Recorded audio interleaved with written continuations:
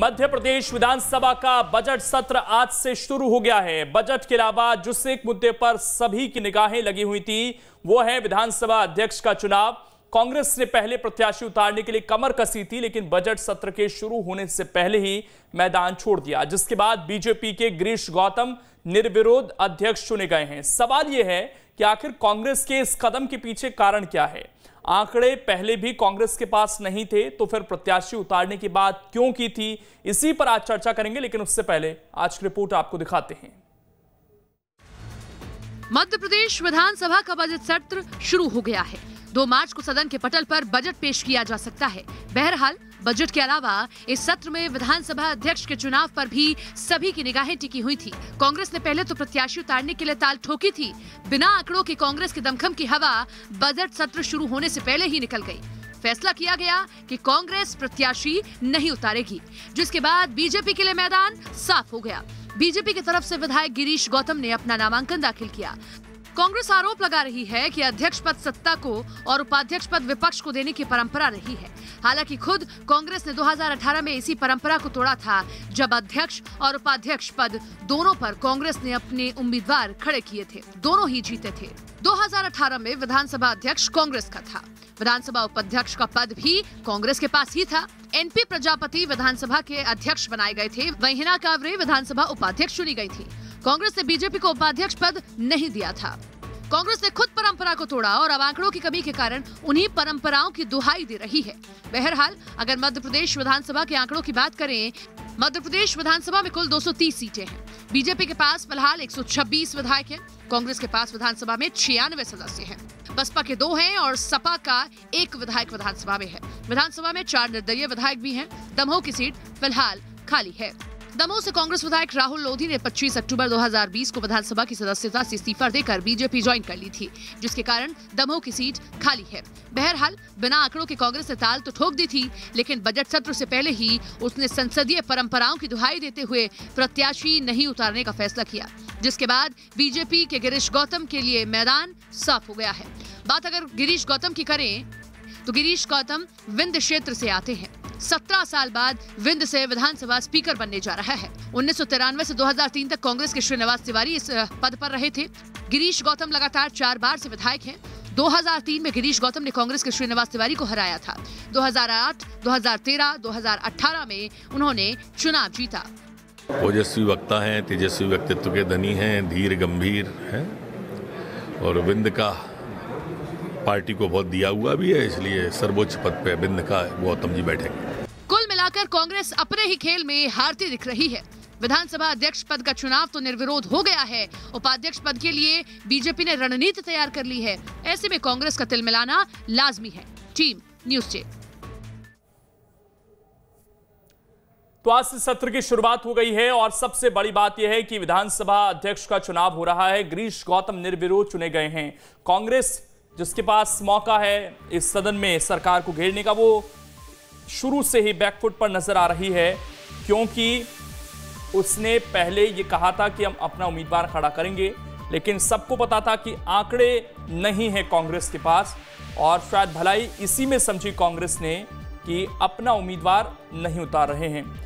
BJP ये आरोप लगाती है कि एक परंपरा थी कि अध्यक्ष सत्ता पक्ष का होगा, उपाध्यक्ष विपक्ष का होगा, तो उस परंपरा को कांग्रेस ने तोड़ा जब 2018 में एनपी प्रजापति और हिना कांवरे अध्यक्ष और उपाध्यक्ष बने। तो बीजेपी ने भी साफ कर दिया है कि हम भी उपाध्यक्ष का पद नहीं देंगे।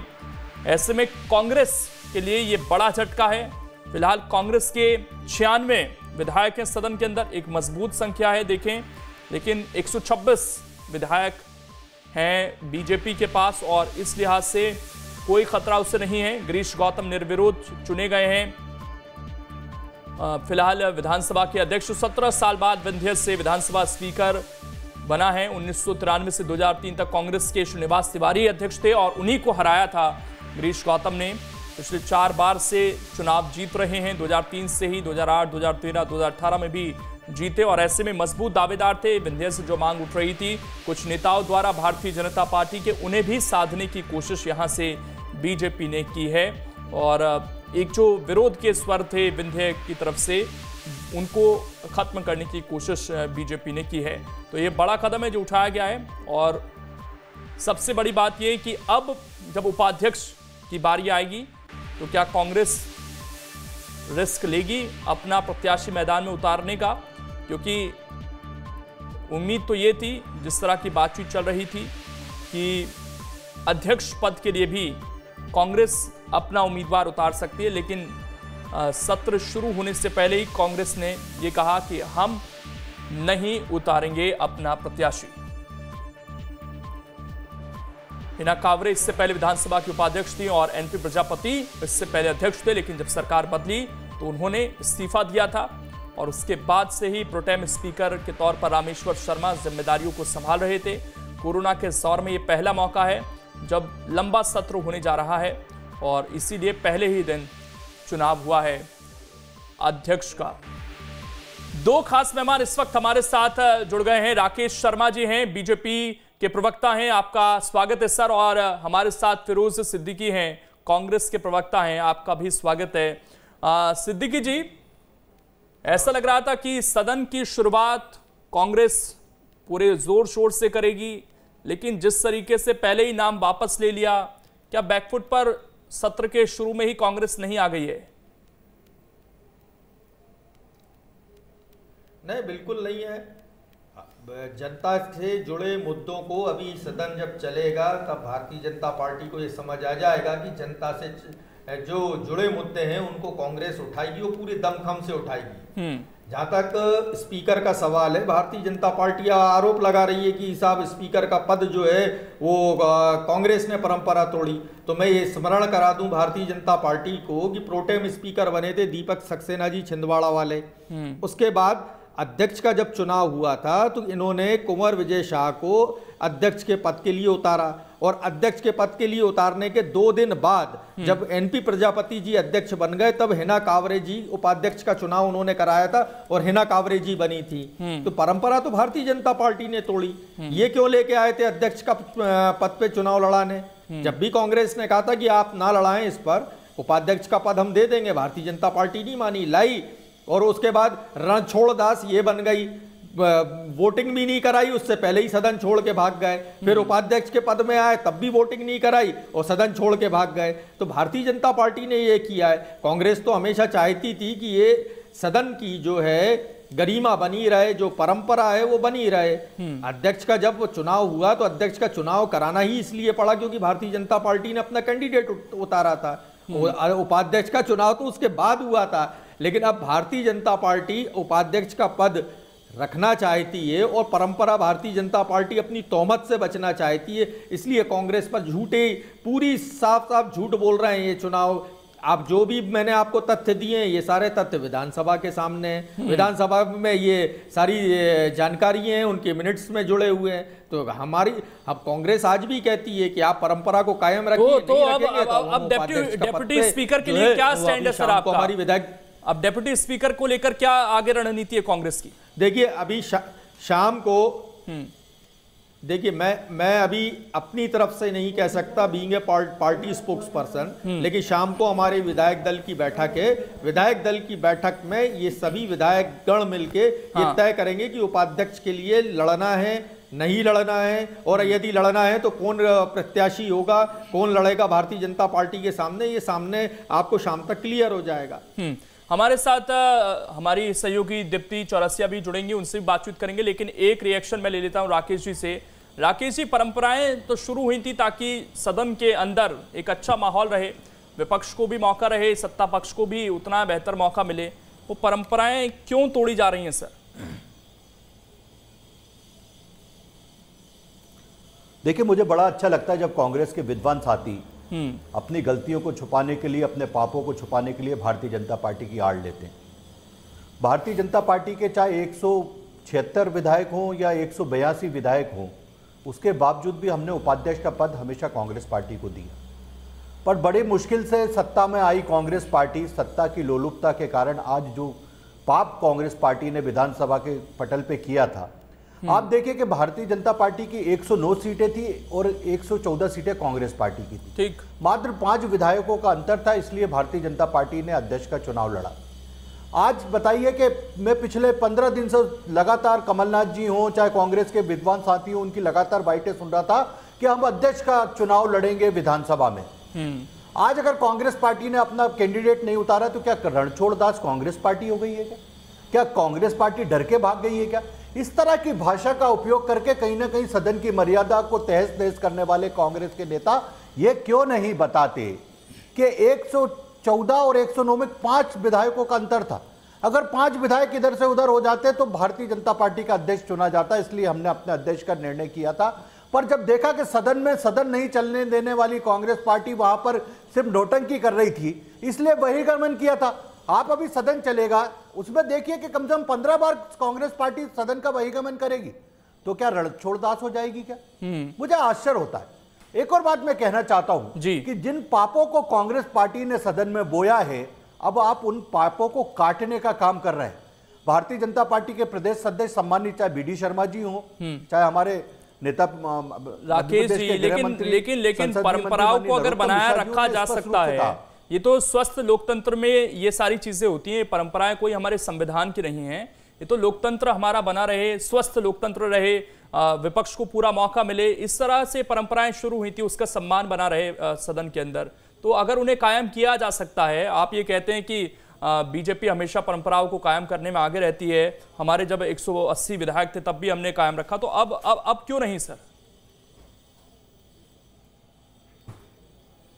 देखिए, मुझे बड़ा अच्छा लगता है आप जैसे विद्वान साथी जब इस तरह की बातें करते हैं, पर कांग्रेस पार्टी को जब कहा जा रहा था बार बार बड़े विशेषज्ञों द्वारा भी, राजनीतिक वरिष्ठ पत्रकारों द्वारा भी, समाज सेवी द्वारा भी कि उपाध्यक्ष का पद भारतीय जनता पार्टी को दे, तो माननीय कमलनाथ हो या कांग्रेस पार्टी हो इसके लिए तैयार नहीं।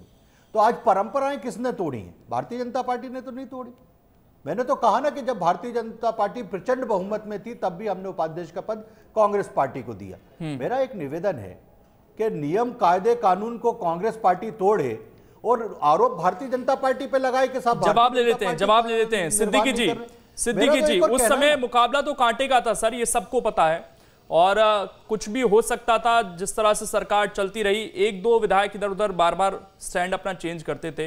बीजेपी का ये तर्क है कि हमें तो कॉन्फिडेंस था शायद से कुछ हो जाएगा इधर उधर, लेकिन नहीं हुआ, तो हम सदन से अलग हट गए, हमने उम्मीदवार अपना वापस ले लिया। लेकिन अब ऐसी स्थिति नहीं है, अब तो आप बहुत पीछे हैं सर।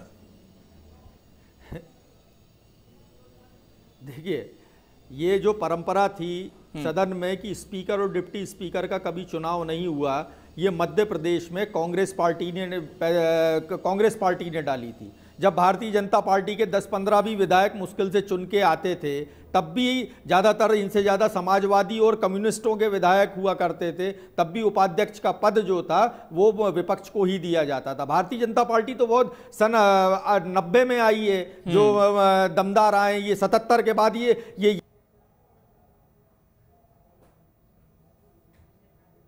ठीक लगता है कुछ तकनीकी खामी है, दोबारा से हम जुड़ने की कोशिश करेंगे। राकेश जी, आप तक आवाज पहुंच पा रही है? चलिए, आवाज नहीं पहुंच पा रही, दोबारा से हम जुड़ने की कोशिश करेंगे, हमारे मेहमानों के पास जाएंगे। तो देखिए, राजनीति हो रही है और कांग्रेस का ये कहना है कि अब हम उपाध्यक्ष के लिए अपना उम्मीदवार उतारेंगे या नहीं, इसका फैसला आज शाम को विधायक दल की बैठक है, उसमें हम लेंगे और आगे की रणनीति बनाएंगे। लेकिन जिस तरीके से बीजेपी ने यह साफ कर दिया है कि परंपराओं को कांग्रेस ने तोड़ा, तो उससे लगता नहीं है कि फायदा बहुत ज्यादा होगा कांग्रेस को अपना उम्मीदवार उतारने में भी। और अध्यक्ष का जब चुनाव हो रहा था उस वक्त भी कांग्रेस ने यही फैसला लिया कि अभी हम नहीं उतारेंगे अपना उम्मीदवार, और निर्विरोध चुने गए हैं गिरीश गौतम। लेकिन कांग्रेस ये कह रही है कि इससे पहले कभी चुनाव नहीं होता था, चुनाव हुआ क्योंकि पिछली बार 2018 में बीजेपी ने अपने उम्मीदवार कुंवर विजय शाह को मैदान में उतारा, परंपरा वहां टूटी, और इसीलिए अब हमने भी उस दौरान उपाध्यक्ष का पद बीजेपी को नहीं दिया, हिना कांवरे को दिया। तो वो तो बीजेपी की जो जिद थी उसके आगे हमें फैसला लेना पड़ा, ये कांग्रेस की तरफ से कहा जा रहा है। लेकिन ये तय है कि जो परंपरा चली आ रही थी वो पिछली बार टूट चुकी है और वो अब शायद आगे कंटिन्यू नहीं होगी, ऐसा लग रहा है। दीप्ति चौरसिया मेरी सहयोगी इस वक्त जुड़ गई हैं। दीप्ति, जिस तरह से अभी हम चर्चा कर रहे थे, ऐसा लग रहा है कि कांग्रेस अब शायद ही उपाध्यक्ष पद के लिए भी अपना उम्मीदवार रखे सदन में।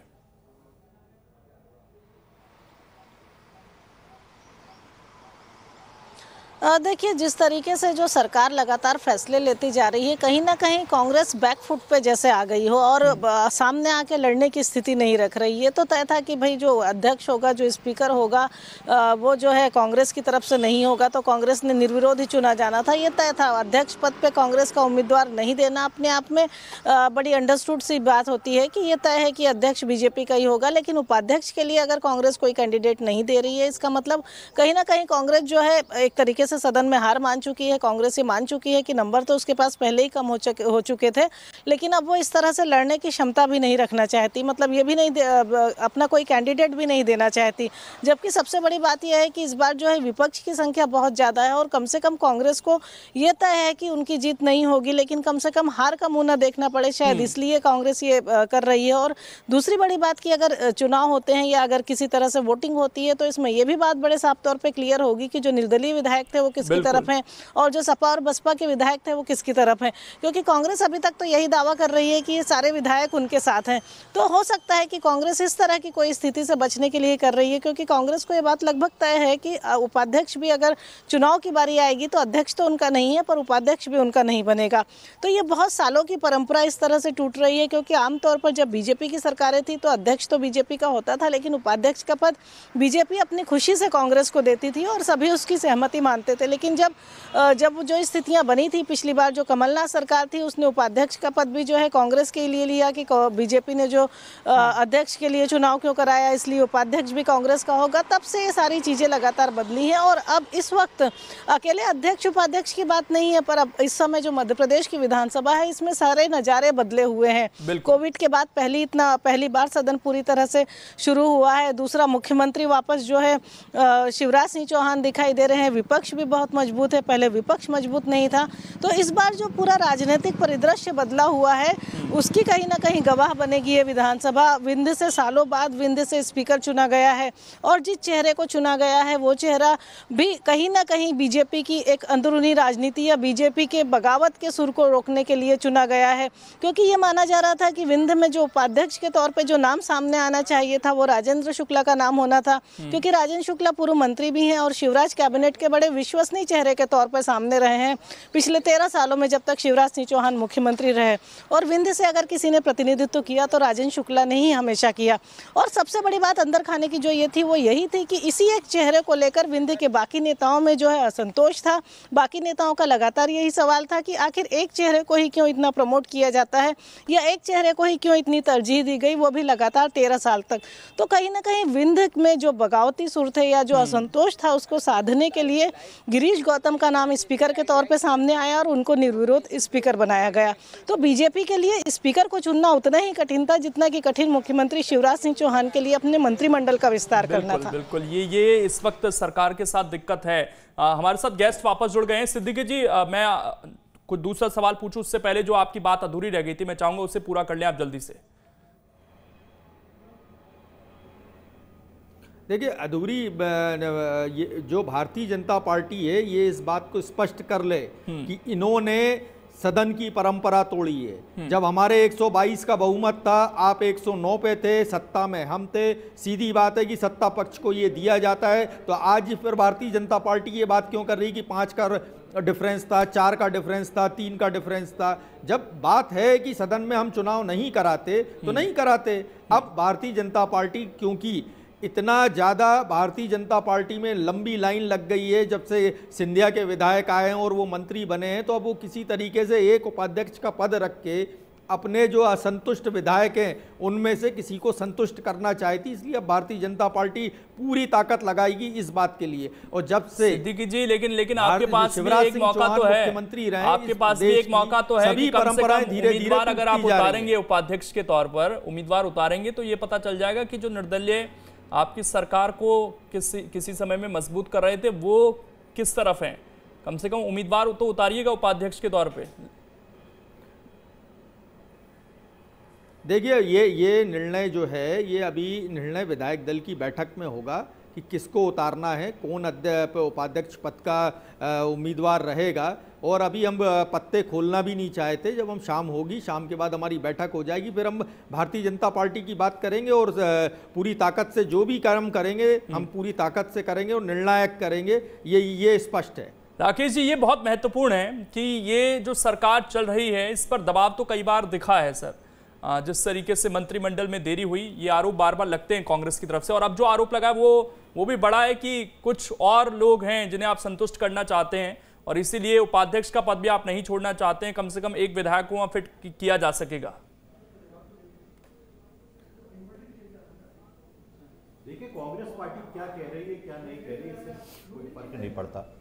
आप तो देख रहे हैं कि पूरे विश्व की स्थिति कोविड-19 में कैसे थी। मध्य प्रदेश के मुख्यमंत्री परम सम्माननीय शिवराज सिंह चौहान, जो भगवान के वरदान हैं, वो चाहते थे कि मध्य प्रदेश की जनता को कोविड-19 से पहले मुक्ति मिले। मंत्रिमंडल का विस्तार, किसका चयन, किसको मंत्री बनाना, किसको क्या पद देना, यह अलग विषय था। पहले मध्य प्रदेश की 7.5 करोड़ जनता की कोविड-19 से रक्षा करना पहला महत्वपूर्ण कदम था। मैं एक और बात कहना चाहता हूं कि जिस तरह से पतझड़ का मौसम कांग्रेस पार्टी में चल रहा है कि कभी भी कोई विधायक इस्तीफा दे देता है, उससे डर के मारे कांग्रेस पार्टी ने अध्यक्ष का चुनाव में अपना उम्मीदवार नहीं उतारा। और मैं आपको दावे से कह रहा हूं कि उपाध्यक्ष का चुनाव भी कांग्रेस पार्टी नहीं लड़ेगी। आप लोगों का नाम फाइनल हो गया क्या? कहीं ना कहीं जैसे कांग्रेस पार्टी चुनाव में आएगी, फ्लोर टेस्ट की बात आएगी। देखिए, मेरा कहना है कि भारतीय जनता पार्टी का नेतृत्व सर्वसम्मति से नाम तय करता है, वो पूरी पार्टी उसके साथ खड़ी होती है। मैं जिस विषय को इंगित कर रहा हूं कि जैसे ही चुनाव में कांग्रेस पार्टी फ्लोर टेस्ट पे जाती, कहीं ना कहीं कई विधायक कांग्रेस के पार्टी का साथ छोड़ देते। जैसे पूरे हिंदुस्तान में चल रहा है कि लगातार कांग्रेस के विधायक कांग्रेस का साथ छोड़ रहे, वैसी स्थिति परिस्थिति मध्य प्रदेश में हमेशा तैयार रहती है। रोज कांग्रेस पार्टी अपने विधायकों को गिनती है और मालूम चलता है शाम तक एक विधायक कम हो जाता है। इसलिए कहीं ना कहीं ये जो डर कांग्रेस के अंदर बैठा हुआ है, कहीं भी कांग्रेस पार्टी फ्लोर टेस्ट पे और बात रखने के लिए तैयार नहीं होगी, क्योंकि उसे मालूम है कि जैसे हम फ्लोर टेस्ट करेंगे हमारी जो संख्या है वो कम हो जाएगी। ये जो घबराहट कांग्रेस पार्टी में दिखाई दे रही है, ये तो उसी स्थिति में है कि भानुमति से अपना कुनबा संभालते नहीं बन रही है और पड़ोसियों पे आरोप लगाना। इसी तरह कांग्रेस के नेता लगातार भारतीय जनता पार्टी पे आरोप प्रत्यारोप करते रहते हैं, पर ये नहीं देखते कि कांग्रेस के नेता क्या कह रहे हैं। कांग्रेस के बड़े से एक चीज हमेशा कांग्रेस के पास रहती है बताने के लिए। पिछली बार जब चुनाव हुआ था तो आपके 2 विधायकों ने कांग्रेस के पक्ष में उस वक्त वोट कर दिया था, वो समय भी याद होगा आपको। देखिए, मेरा एक कहना है, मुझे बड़ी अच्छी तरह से याद है। मुझे बहुत अच्छा लगता है जब कांग्रेस के नेता कहते हैं कि भारतीय जनता पार्टी हमारे विधायकों को अपनी पार्टी में शामिल कर रही है। तो ये जो बात बात पे परंपरा की बात निकल के आती है, शुरुआत तो कांग्रेस पार्टी ने परंपरा में की थी कि मध्य प्रदेश में कांग्रेस की पार्टी थी और मेरे विद्वान साथी अभी फिरोज सिद्दीकी साहब कह रहे थे हमारे पास इतना बहुमत था और 121 विधायक थे, तो क्यों भारतीय जनता पार्टी के 2 विधायकों पे डोरे डाले गए? क्यों कमलनाथ जी ने दाएं बाएं त्रिपाठी और कोल साहब को बिठाया?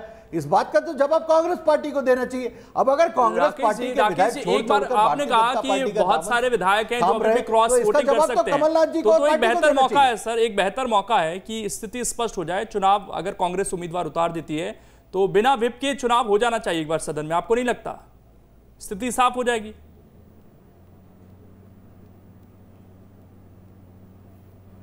देखिए, मैं तो कह रहा हूं ना कि हम तो खुला मैदान है। माननीय नरोत्तम मिश्रा जी ने आज ही आपके चैनल पे कहा कि हम तो सदन में हर तरह की चर्चा कराने के लिए तैयार हैं। हम कांग्रेस के हर प्रश्न का जवाब देने के लिए तैयार हैं। हम लंबे समय तक सदन चलाने के लिए तैयार हैं। सिद्दीकी जी, कम से कम चुनाव नहीं जीता जाएगा। मैं एक कमेंट ले लेता हूं आपसे, कम से कम चुनाव नहीं जीता जाएगा, लेकिन एक जवाब जरूर दिया जा सकता है कि अब हम सब एक हैं। राहुल लोधी आखिरी थे, उसके बाद कोई नहीं है सर। एक बार फ्लोर टेस्ट का सामना हो जाएगा तो जवाब देने के लिए भी बनेगा आपके पास।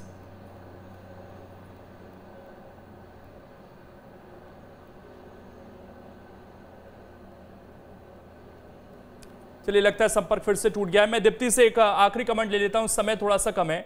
दीप्ति, मौका है कांग्रेस के पास, जिस तरह से बीजेपी कह रही है कि अभी भी बहुत सारे लोग हैं इधर उधर हो सकते हैं, तो अपना उम्मीदवार उतारकर एक बार फ्लोर टेस्ट का सामना तो कर ले, ये तो दिखा दे कांग्रेस अब एकजुट है कम से कम।